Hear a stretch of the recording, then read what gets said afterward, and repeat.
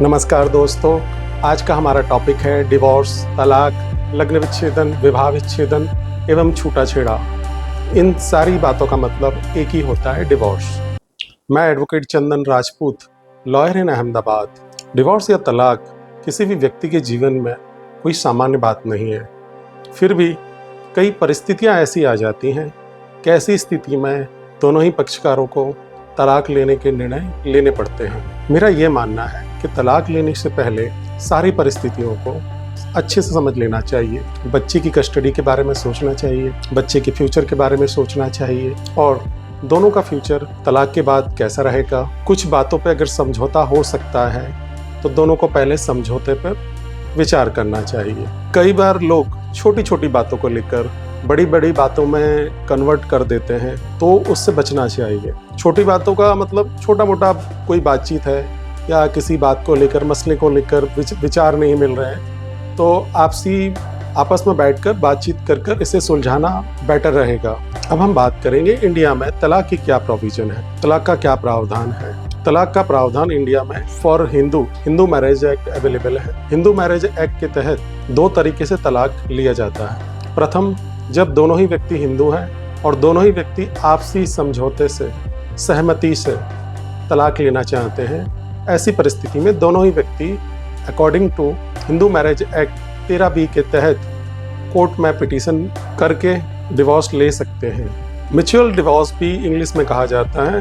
Mutual divorce में होता है ऐसा है कि दोनों ही पक्षकार एग्री होते हैं, उन दोनों के बीच में मनभेद होते हैं, उस आधार पे आप डिवोर्स ले सकते हैं। दूसरा प्रावधान है वन साइडेड, यानी जब एक पक्षकार डिवोर्स देने के लिए एग्री है और दूसरा पक्षकार डिवोर्स लेने के लिए एग्री ना हो, तब आपको हिंदू मैरिज एक्ट की कलम 13A के तहत कोर्ट में पिटीशन करना होगा। लेकिन शर्त ये रहेगी कि 13A के तहत जो कारण दर्शाए गए हैं, उन कारणों के तहत आप पिटीशन कर सकते हैं। पिटीशन करने के बाद सामने वाला पक्षकार अपना बचाव ले सकता है, अपना जवाब या रिप्लाई फाइल कर सकता है। रिप्लाई फाइल करने के बाद कोर्ट में प्रोसीडिंग होगी और प्रोसीडिंग के बाद कोर्ट ऑर्डर करेगी। और मान लो अगर दोनों में से कोई एक पक्षकार एग्री नहीं है उस ऑर्डर से, तो उसको चैलेंज भी किया जा सकता है। प्रथम डिवोर्स 13B के तहत मान लो दोनों ही पक्षकार अगर डिवोर्स के लिए एग्री हैं, उसके लिए शर्त क्या रहेगी? दोनों ही पक्षकारों में सेपरेशन, यानी कि दोनों ही व्यक्ति कितने समय तक अलग रहे होने चाहिए। कम से कम 1 वर्ष से वो दोनों अलग रहे होने चाहिए और सारी बातों पर सहमत हो, जैसे चाइल्ड कस्टडी को लेकर सहमत हो, दोनों के बीच में मेंटेनेंस को लेकर सहमत हो, कितना देना है नहीं देना है, सामान के लेन देन को लेकर सहमति होनी चाहिए। और ये सारी सहमति अगर आप कर लेते हो तो उसके बाद आप आपसी समझौते से डिवोर्स के लिए निर्णय कर सकते हैं और डिवोर्स फाइल कर सकते हैं। डिवोर्स होने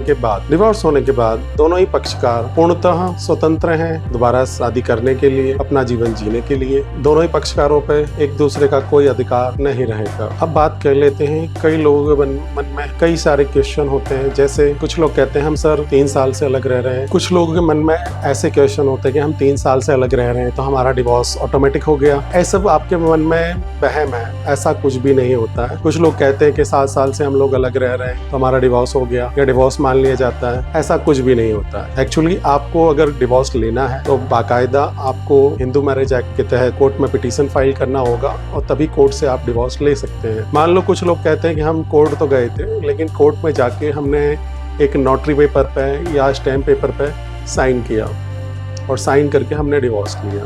तो जो स्टैम्प पेपर पे अगर आप किसी बात को लेकर एग्री होते हो तो ऐसे भी डिवोर्स वैलिड नहीं होते हैं, ना ही उसकी कोई मान्यता है। आपको अगर डिवोर्स लेना है तो सिर्फ कोर्ट से ही डिवोर्स ले सकते हैं। कोर्ट के अलावा अगर आप डिवोर्स अन्य किसी तरीके से लेते हो वैसे डिवोर्स वैलिड नहीं है। धन्यवाद। आपका कोई क्वेश्चन हो तो आप मुझसे कंसल्ट कर सकते हो। Thank you.